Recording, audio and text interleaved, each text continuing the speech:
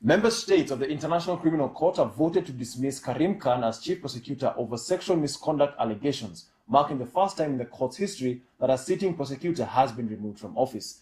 Khan previously served as lead defense lawyer for President William Ruto during his ICC case. 82 of the ICC's 125 member states voted in favor of Khan's removal at a meeting of the Assembly of States Parties at the UN headquarters in New York on Friday. The Assembly's President Paivi Kaukoranta said the body had determined that Khan committed serious misconduct and a serious breach of duty. Khan, 56, has denied any wrongdoing, and his lawyer, Tayyab Ali, said he would challenge the lawfulness and fairness of the decision through all available legal mechanisms. The case stemmed from the allegations that Khan had an inappropriate sexual relationship with a junior lawyer in his office following an 18-month disciplinary process. Khan had already just stepped aside in June after an oversight panel concluded he had engaged in serious misconduct, having earlier gone on voluntary leave in May of 2025 as the investigation continued. His accuser has said Khan showed a pattern of escalating unwanted contact over roughly a year. Outgoing governor spokesperson Dr. Isaac Mwaura has held an emotional farewell meeting with the 80-member team he led for the past 33 months and 17 days. The 6-hour session reflected on the office's transformation into a modern government communication institution, including the expansion of digital platforms, 274 national press briefings, and the introduction of new communication products. Dr. Mwaura thanked staff for their dedication as he prepares to assume his new role as the head of the Office of Diversity, Inclusion, and Disability Rights in the Executive Office of the President. President William Ruto has appointed former Bumula MP Moses Wekesa Mwambu Mabonga as the new non-executive chairperson of the Energy and Petroleum Regulatory Authority, part of a fresh round of board appointments published in the Kenya Gazette. According to a Gazette notice signed by the President, Mabonga's appointment took effect on July 24, 2026, and revokes an earlier Gazette notice issued in 2025 under which Adan Haji Ali had chaired the energy regulator. Mabonga will serve a 3-year term. Following the announcement, Mabonga formally accepted the appointment, saying he does not take the opportunity for granted and pledging to serve the public faithfully. In a related move, Interior Cabinet Secretary Kipchumba Murkomen appointed Ali as the new non-executive chairperson of the Public Benefit Organizations Regulatory Authority for a 3-year term.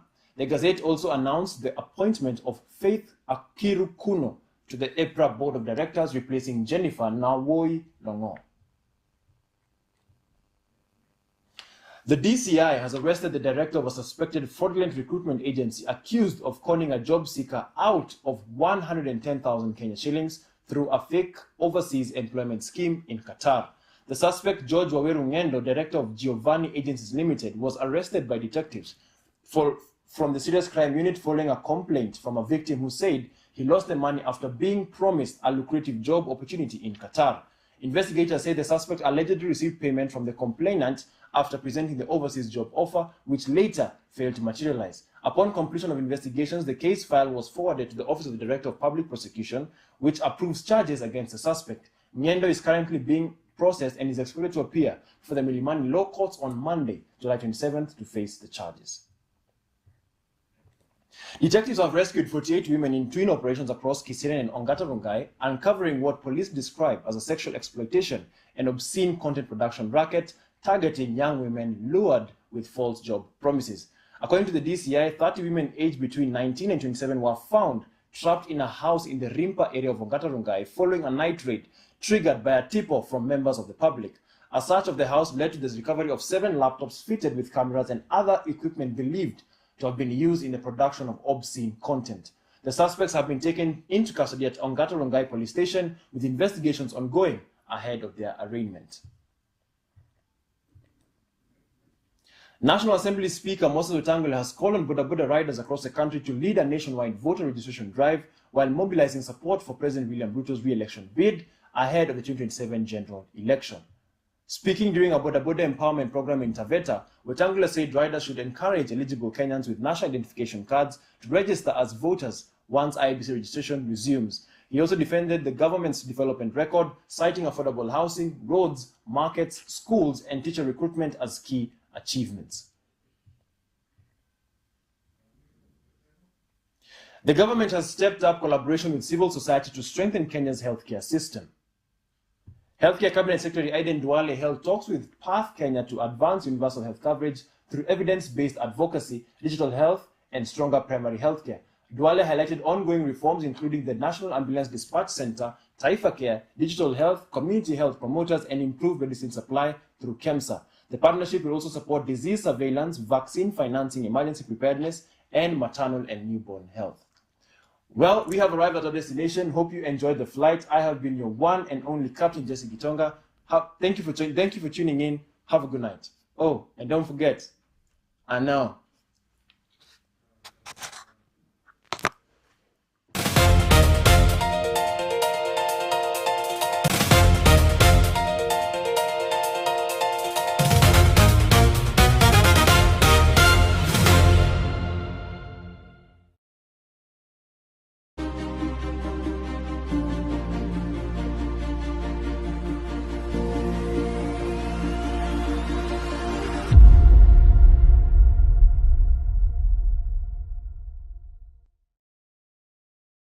Teams.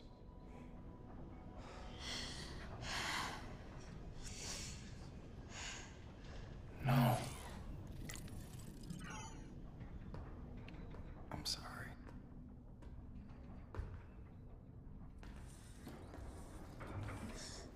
I'm sorry, guys. He's dead because of me. No, Jason, it was all of us. No, I pushed it. And as usual, I made the wrong decision. Out of fear, anger. I don't know, I was just so angry.